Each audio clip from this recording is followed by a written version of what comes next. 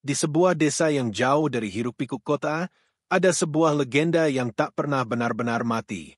Konon, seorang pria yang difitnah dan dihukum mati telah bersumpah akan kembali. Malam ini, sumpah itu terbukti. Assalamualaikum warahmatullahi wabarakatuh, sahabat semua.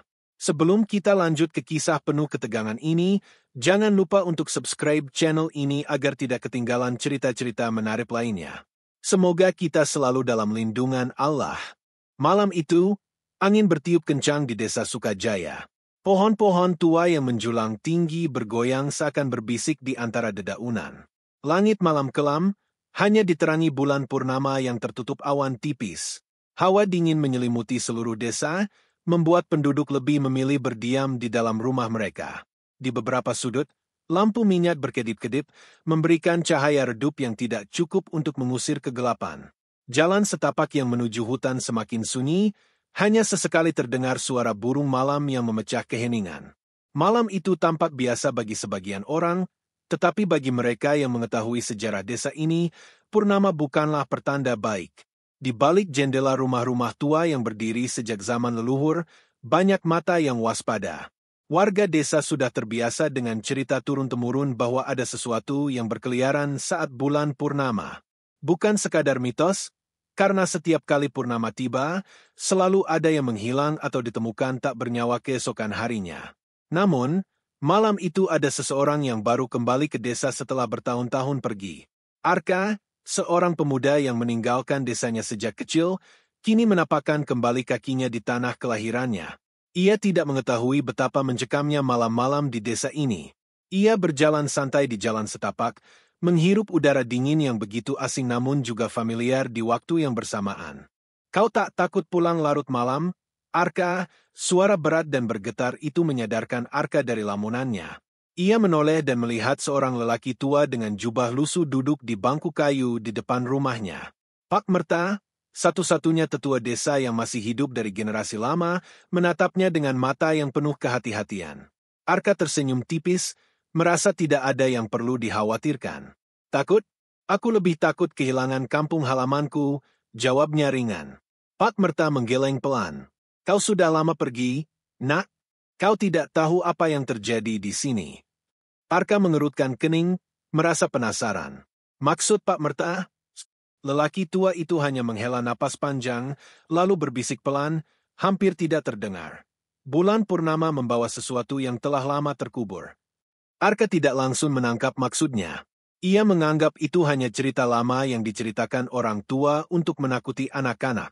Namun, raut wajah Pak Merta begitu serius, seakan kata-katanya bukan sekadar dongeng.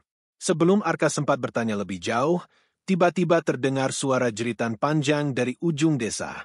Jeritan itu begitu menyayat, membuat bulu kuduk Arka meremang.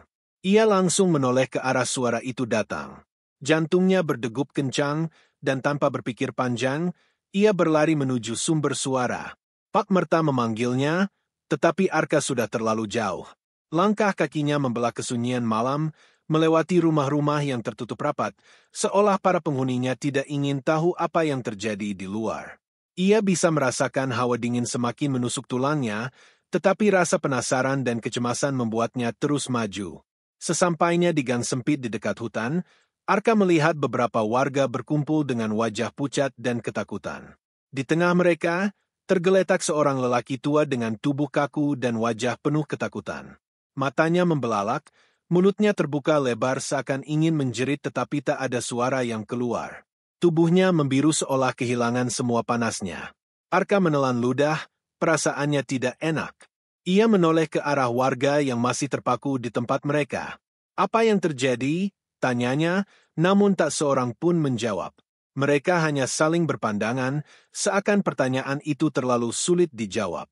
Seorang ibu yang memeluk anaknya gemetar berkata, Dia melihat sesuatu sebelum mati."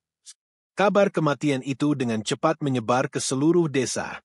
Esoknya, para penduduk mengadakan pertemuan darurat di balai desa. Wajah-wajah mereka dipenuhi kecemasan, sementara suara-suara pelan terdengar di antara mereka, membicarakan kemungkinan penyebab kematian misterius itu. Pak Merta berdiri di depan, matanya menyapu seluruh ruangan sebelum akhirnya berdehem dan berkata, Kejadian ini bukan yang pertama. Setiap bulan purnama, seseorang pasti ditemukan mati dengan wajah penuh ketakutan. Aku sudah tua, tetapi aku tahu ini bukan kematian biasa. Seorang pria muda dengan ekspresi tegang menimpali, apa yang sebenarnya terjadi? Pak Merta, apakah ada sesuatu yang kita tidak ketahui? Pak Merta menghela napas panjang, lalu berkata dengan suara berat, "Dulu, ada seorang lelaki bernama Dharma. Ia adalah pemimpin desa yang baik, tapi ia difitnah dan dihukum mati oleh tetua desa yang haus kekuasaan." Ruangan itu langsung hening. Beberapa orang menunduk, seolah cerita itu mengingatkan mereka pada sesuatu yang ingin mereka lupakan. Dharma bersumpah sebelum mati, lanjut Pak Merta. Ia berkata, "Aku akan kembali. Tak ada yang akan hidup tenang." Arka merasa bulu kuduknya meremang mendengar cerita itu. Ia tidak pernah mendengar kisah tentang Dharma sebelumnya. Apa hubungannya dengan kematian yang terjadi sekarang? Tanyanya. Pak Merta menatapnya dengan tajam. "Kau pikir ini hanya kebetulan? Arwahnya tidak bisa tenang." Nah, Arka menggeleng, mencoba mencerna semua informasi yang baru saja ia terima. Tapi, itu sudah lama sekali. Bagaimana mungkin dendam bisa bertahan selama ini? Seorang wanita tua di sudut ruangan berbisik, dendam yang besar tidak mengenal waktu. Suasana semakin mencekam. Warga desa mulai berbisik satu sama lain, takut dengan kemungkinan bahwa Dharma benar-benar kembali untuk menuntut balas. Arka memejamkan matanya sesaat. Ia tidak percaya pada hal-hal mistis, tetapi melihat bagaimana ketakutan begitu nyata di mata mereka, ia mulai ragu pada keyakinannya sendiri. Di luar balai desa, angin kembali bertiup kencang. Pohon-pohon bergoyang, seolah membisikkan sesuatu yang hanya bisa dimengerti oleh mereka yang telah mati. Malam berikutnya adalah bulan purnama lagi. Dan Arka mulai merasa, mungkin ini bukan sekadar legenda. Malam itu, Arka tak bisa tidur. Kata-kata Pak Merta masih terngiang di kepalanya. Legenda Dharma bukan sekadar cerita pengantar tidur, tetapi sesuatu yang nyata bagi warga desa. Dendam yang tak terbalaskan, katanya, bisa bertahan lebih lama dari kehidupan itu sendiri. Arka duduk di ranjang kayu di rumah peninggalan orang tuanya, menatap keluar jendela. Bulan purnama tampak menggantung di langit, sinarnya yang pucat menyinari halaman rumah. Angin malam berembus melalui celah jendela, membawa suara-suara yang samar. Sejenak, Arka merasa ada seseorang yang berbisik namanya. Ia menoleh cepat. Jantungnya berdetak lebih kencang. Hanya angin, gumamnya, mencoba meyakinkan diri. Namun, perasaan tidak nyaman itu tidak hilang. Diliputi rasa penasaran, Arka membuka laji tua di meja kecil di sudut kamar. Ia menemukan beberapa dokumen lama milik ayahnya yang dulu adalah seorang kepala dusun. Dengan hati-hati, ia membolak-balik halaman yang sudah menguning. Di antara tumpukan kertas itu, ia menemukan sebuah catatan yang menuliskan nama Dharma. Matanya membelalak. Catatan itu berbunyi, "Dharma bukan orang jahat. Dia difitnah. Kami tahu kebenarannya, tetapi kami takut. Kami memilih diam. Jika suatu hari ada yang membaca ini, ketahuilah, dia akan kembali." Tangan Arka bergetar saat membaca tulisan itu. Ia mulai menyadari bahwa ada sesuatu yang disembunyikan oleh para tetua desa, sesuatu yang jauh lebih gelap dari sekadar cerita legenda.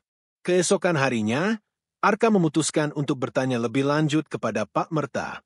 Ia berjalan menuju rumah kecil lelaki tua itu yang terletak di tepi desa, dekat dengan hutan.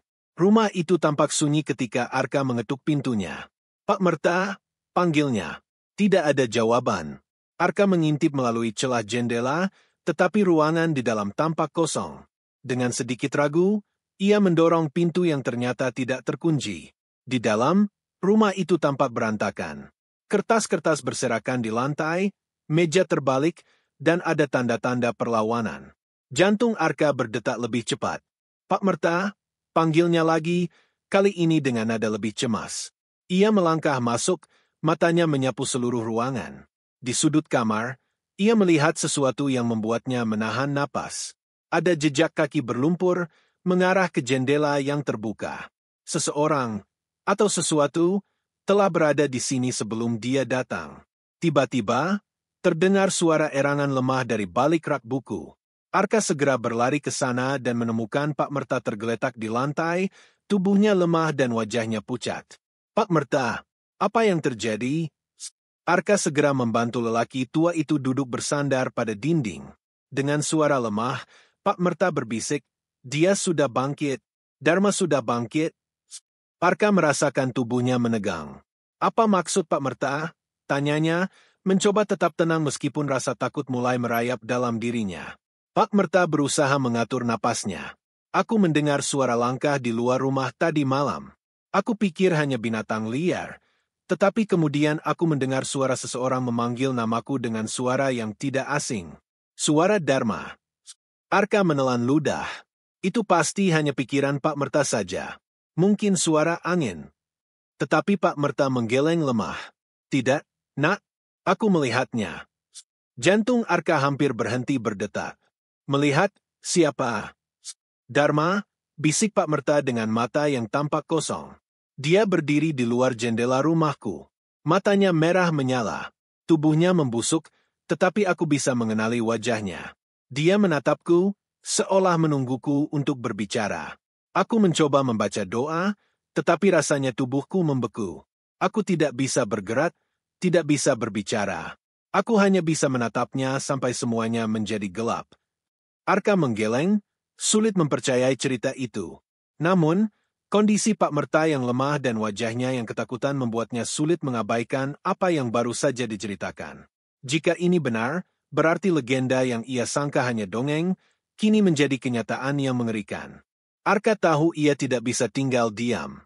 Jika Dharma benar-benar kembali, maka tidak ada yang bisa memastikan berapa banyak korban lagi yang akan jatuh. Ia harus menemukan cara untuk menghentikannya. Dengan tekad bulat, ia pergi ke rumah kepala desa yang baru, Pak Surya, berharap bisa mendapatkan informasi lebih lanjut. Saat tiba di sana, ia melihat beberapa tetua desa berkumpul dengan wajah cemas. Mereka membicarakan sesuatu dengan suara rendah, tetapi saat melihat Arka masuk, mereka langsung terdiam. Ada apa? Tanya Arka, menatap mereka satu persatu. Pak Surya menghela napas dan menatapnya tajam. Arka, ada sesuatu yang harus kau ketahui. Tentang Dharma. Arka mengangguk. Aku sudah tahu dia difitnah. Aku juga tahu dia dihukum mati tanpa bukti. Apalagi yang kalian sembunyikan? Para tetua desa saling berpandangan sebelum akhirnya Pak Surya berkata, makamnya tidak pernah benar-benar ditutup dengan doa.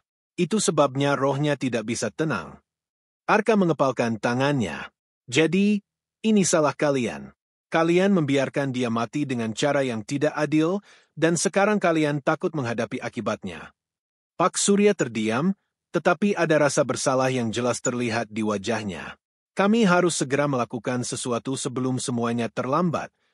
Arka memutuskan untuk pergi ke hutan bersama beberapa pemuda desa untuk mencari makam Dharma. Jika ada cara untuk mengakhiri ini, ia harus menemukannya di sana. Malam itu, mereka berjalan menembus gelapnya hutan, hanya berbekal obor dan keberanian yang semakin menipis. Hutan itu terasa lebih dingin dari biasanya, dan suara-suara aneh bergema di antara pepohonan. Apakah kita benar-benar harus melakukan ini? Bisik salah satu pemuda. Bagaimana jika dia benar-benar bangkit? Arka menatap lurus ke depan. Justru karena itu kita harus menghentikannya. Saat mereka tiba di tengah hutan, mereka menemukan sebuah gundukan tanah dengan batu nisan yang nyaris tak terbaca. Inilah makam Dharma. Dengan hati-hati, mereka mulai menggali. Namun, sebelum sekop mereka sempat menyentuh tanah, kabut hitam tiba-tiba muncul dari dalam tanah. Angin bertiup kencang, obor mereka bergetar. Dan dari dalam kubur, terdengar suara lirih, penuh amarah. Kalian datang untuk menghapusku? Tidak semudah itu. Arka merasa napasnya tertahan. Dharma telah bangkit. Arka dan para pemuda desa mundur beberapa langkah, tubuh mereka gemetar saat kabut hitam semakin pekat menyelimuti area makam. Tanah di bawah mereka bergetar pelan, seakan sesuatu di dalam sana mulai bergerak. Dari dalam gundukan tanah yang mereka gali, terdengar suara lirih yang semakin jelas. Kalian menghancurkan hidupku. Kalian membuangku dalam gelap. Sekarang, kalian datang untuk menghentikanku. Sebuah tangan muncul dari tanah, kurus kering dengan kulit yang membusuk. Salah seorang pemuda, Adi, menjerit dan segera berlari menjauh. Yang lain tetap berdiri terpaku di tempat, terlalu takut untuk bergerak. Arka menelan ludah. Jantungnya berdegup begitu kencang hingga ia bisa mendengarnya sendiri. Ini bukan sekadar cerita rakyat. Dharma benar-benar bangkit. Dari dalam kubur, perlahan muncul sesosok tubuh yang masih terbungkus kain kafan yang sudah robek di beberapa bagian. Wajahnya hampir tidak bisa dikenali, kulitnya mengering dan matanya berwarna merah menyala. Dharma menatap langsung ke arah Arka, seakan mengenalinya meski mereka belum pernah bertemu sebelumnya.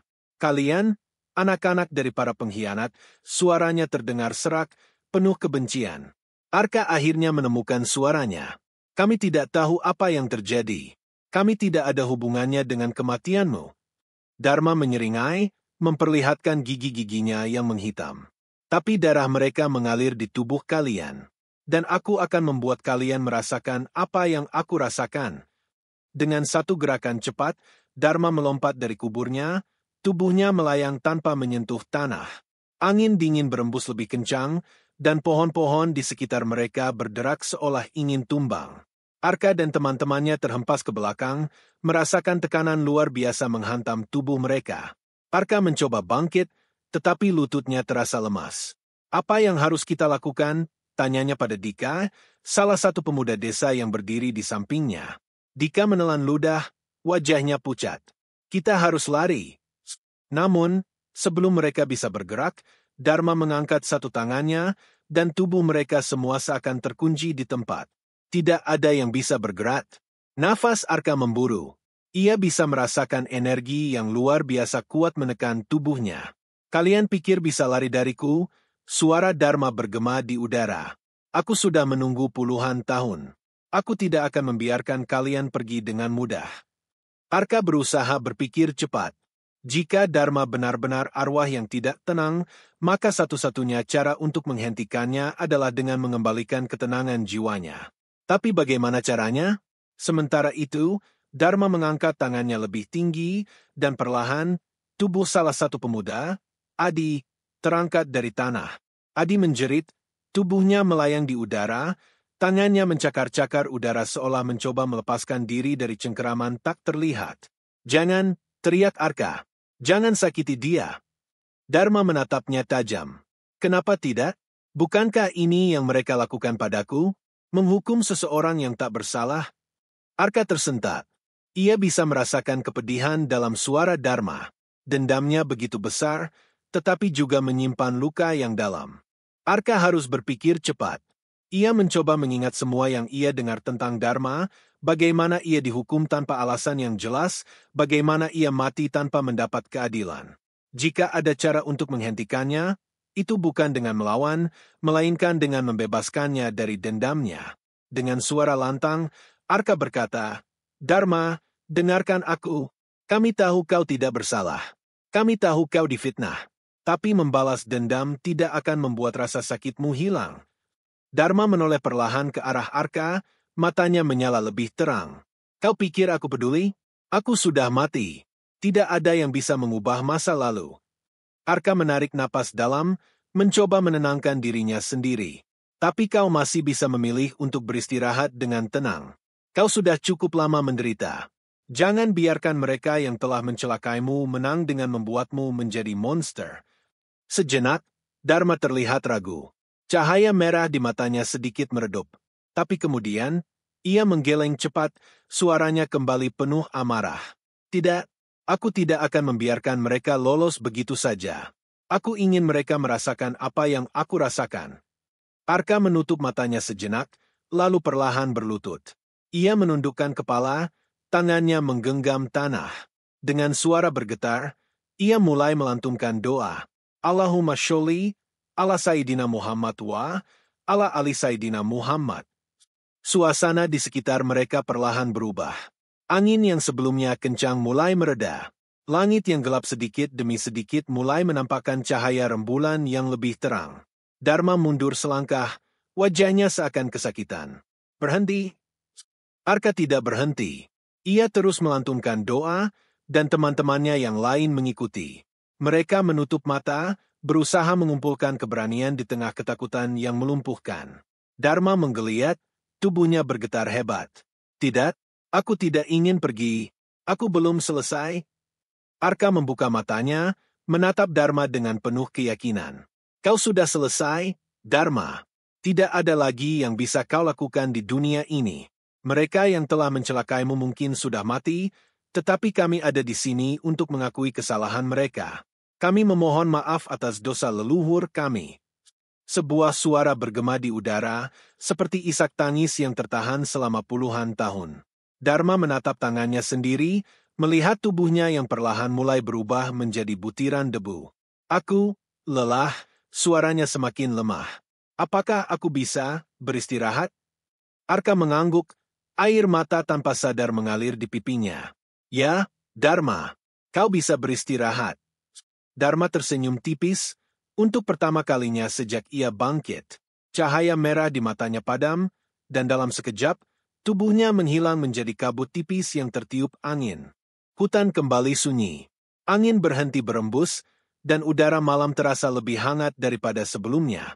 Arka dan teman-temannya saling berpandangan, masih sulit percaya dengan apa yang baru saja mereka alami. Adi terjatuh ke tanah, terengah-engah. Apa yang baru saja terjadi? Arka menghapus keringat di dahinya. Dharma sudah pergi. Dika menatap sekeliling, memastikan tidak ada lagi sosok yang mengerikan itu. Apakah semuanya sudah berakhir? Arka mengangguk pelan. Ya, dia akhirnya bisa beristirahat dengan tenang. Mereka semua terdiam, membiarkan keheningan malam menenangkan hati mereka yang masih berdebar. Bulan purnama kini bersinar terang tanpa tertutup awan, seolah memberikan cahaya baru bagi desa ini. Malam itu, legenda Dharma berakhir. Namun, kisahnya akan selalu dikenang bukan sebagai hantu penuh dendam, tetapi sebagai jiwa yang akhirnya menemukan kedamaian setelah bertahun-tahun tersiksa. Setelah kejadian malam itu, Arka dan teman-temannya kembali ke desa dengan langkah berat. Tubuh mereka lelah, tetapi hati mereka terasa lebih ringan. Langit mulai menampakkan semburat fajar di ufuk timur, menandakan malam yang panjang itu akhirnya berakhir. Namun, saat mereka memasuki gerbang desa, mereka disambut dengan tatapan penuh pertanyaan dari warga yang sudah berkumpul di alun-alun. Pak Surya, kepala desa, melangkah maju dengan wajah cemas. Apa yang terjadi? Kami mendengar suara angin kencang dari arah hutan. Kalian baik-baik saja? Arka menatap mereka satu persatu, melihat ketakutan yang masih melekat di mata orang-orang tua di sana. Mereka sudah lama hidup dalam bayang-bayang dosa masa lalu, dan malam ini adalah malam di mana mereka harus menghadapi konsekuensinya. Arka menarik napas dalam. Dharma telah pergi. Seketika, desahan lega terdengar dari beberapa orang. Namun, yang lainnya tetap terdiam, seakan belum sepenuhnya percaya. Seorang wanita tua yang sejak tadi berdiri di dekat Pak Surya bergetar hebat, air mata menggenang di sudut matanya. Ia adalah Bu Ratmi, salah satu saksi hidup dari kejadian puluhan tahun yang lalu. Dia sudah benar-benar pergi? Tanyanya dengan suara bergetar. Arka mengangguk. Ya, dia tidak akan kembali lagi. Bu Ratmi menutup wajahnya dengan kedua tangan, menangis terseduh-seduh. Akhirnya, setelah sekian lama, malam yang penuh ketakutan telah berlalu. Tetapi, bagi mereka yang tahu kebenaran, ini bukan sekadar tentang roh yang gentayangan, ini tentang rasa bersalah yang telah mereka pendam selama bertahun-tahun. Beberapa hari setelahnya, desa mulai kembali tenang. Namun, Arka merasa masih ada satu hal yang harus diselesaikan. Ia memutuskan untuk mendatangi rumah Bu Ratmi, ingin mendengar cerita lengkap tentang apa yang sebenarnya terjadi pada Dharma. Ketika Arka tiba, wanita tua itu sudah menunggu di beranda, seakan tahu bahwa seseorang akan datang menemuinya. Dengan suara lemah, ia mempersilakan Arka masuk dan duduk di kursi kayu yang sudah tua. Kau ingin tahu segalanya, bukan? Tanya Bu Ratmi dengan suara yang nyaris berbisik. Arka mengangguk. Saya ingin tahu apa yang sebenarnya terjadi pada Dharma. Mengapa dia harus mati dengan cara seperti itu? Bu Ratmi menghela napas panjang. Ia menatap keluar jendela, seolah kembali ke masa lalu yang ingin ia kubur selama ini. Dharma bukan orang jahat. Dia pria baik, sederhana, dan selalu membantu siapapun yang membutuhkan. Tapi suatu hari, seorang anak kepala desa menghilang. Seluruh desa panik mencarinya, dan entah bagaimana, seseorang menuduh Dharma sebagai pelakunya. Tidak ada bukti, tetapi mereka butuh seseorang untuk disalahkan, dan Dharma menjadi korban. Arka mengepalkan tangannya. Jadi, dia benar-benar difitnah. Bu Ratmi mengangguk, air matanya kembali jatuh. Dia dibawa ke alun-alun, dipukuli, dihina, dan akhirnya dihukum mati tanpa pernah diberi kesempatan untuk membela diri. Beberapa dari kami tahu dia tidak bersalah, tetapi kami terlalu takut untuk berbicara. Kami membiarkan seorang pria tak bersalah mati karena kesalahan yang tidak pernah ia lakukan. Arka terdiam, dadanya terasa sesat. Seumur hidupnya, ia diajarkan bahwa kebenaran akan selalu menang. Namun, malam itu ia belajar bahwa kebenaran seringkali dikubur bersama mereka yang tidak berdaya untuk membelanya. Setelah mendengar cerita dari Bu Ratmi, Arka tahu bahwa ia tidak bisa hanya diam. Ada sesuatu yang harus dilakukan untuk memastikan bahwa ketidakadilan ini tidak akan pernah terjadi lagi. Ia pergi menemui Pak Surya di balai desa, tempat kepala desa biasa menerima tamu. Pak Surya tampak lelah, mungkin karena ia sendiri juga merasa bersalah atas apa yang telah diwarisi dari para pendahulunya. Kita harus melakukan sesuatu, kata Arka tanpa basa-basi. Pak Surya menatapnya, menghela napas panjang. Aku tahu, aku juga tidak ingin sejarah ini berulang. Arka mengangguk. Kita harus membersihkan nama Dharma. Kita harus mengakui bahwa desa ini pernah melakukan kesalahan besar. Kita harus membangun sesuatu di makamnya, bukan hanya sebagai tanda penghormatan, tetapi juga sebagai pengingat agar kita tidak pernah lagi melakukan hal yang sama. Pak Surya terdiam sejenak, lalu akhirnya mengangguk. Kau benar, Arka. Kita akan mengadakan upacara untuk Dharma. Kita akan meminta maaf, meskipun terlambat. Setidaknya, kita bisa memastikan bahwa generasi berikutnya tidak mengulang kesalahan yang sama. Mata Arka sedikit memanas. Akhirnya, setelah bertahun-tahun, Dharma akan mendapatkan keadilan yang selama ini dirampas darinya. Beberapa minggu kemudian, seluruh desa berkumpul di makam Dharma. Mereka mendirikan sebuah batu peringatan yang diukir dengan tulisan, Dharma, seorang pria tak bersalah yang menjadi korban ketidakadilan. Semoga arwahmu tenang di sisinya. Arka berdiri di antara kerumunan, menyaksikan warga desa menundukkan kepala dalam doa. Beberapa orang menangis, terutama mereka yang masih mengingat peristiwa kelam itu. Bu Ratmi berjalan mendekati batu nisan itu, tangannya gemetar saat ia menyentuh ukiran nama Dharma. Dengan suara serak, ia berkata, "Maafkan kami, Nak, kami telah membiarkanmu menderita sendirian. Kami tidak bisa mengubah masa lalu, tetapi kami berharap kau bisa memaafkan kami." Angin sepo-sepo bertiup melewati mereka, membawa kesejukan yang berbeda dari biasanya. Seolah ada sesuatu yang akhirnya terbebas dari beban panjang yang selama ini mengikatnya. Arka menutup mata, merasakan ketenangan yang kini menyelimuti tempat itu. Ia tahu, Dharma akhirnya telah pergi dengan damai. Setelah upacara selesai, Arka berjalan perlahan meninggalkan makam. Langit biru cerah, matahari bersinar hangat, berbeda dari malam-malam penuh ketakutan sebelumnya. Pak Surya berjalan di sampingnya. Kau melakukan hal yang hebat, Arka. Kalau bukan karena kau, kami mungkin masih hidup dalam ketakutan selamanya. Arka tersenyum tipis. Aku hanya melakukan apa yang seharusnya dilakukan sejak dulu. Dari kejauhan, Arka bisa melihat anak-anak desa berlarian di antara pepohonan, tertawa tanpa rasa takut. Desa ini telah berubah. Tidak ada lagi bayang-bayang kelam yang menghantui mereka. Sebelum meninggalkan pemakaman, Arka menoleh sekali lagi ke batu nisan Dharma. Ia tidak melihat sosok hantu di sana, tidak ada kabut hitam atau suara-suara berbisik. Yang ada hanyalah keheningan yang damai. Arka tersenyum. Selamat beristirahat, Dharma. Dan dengan langkah mantap, ia berjalan pulang. Terima kasih sudah menonton dan membaca cerita ini. Jangan lupa like, komen, dan subscribe agar kami semakin semangat menyajikan kisah-kisah menarik lainnya. Sampai jumpa di cerita berikutnya.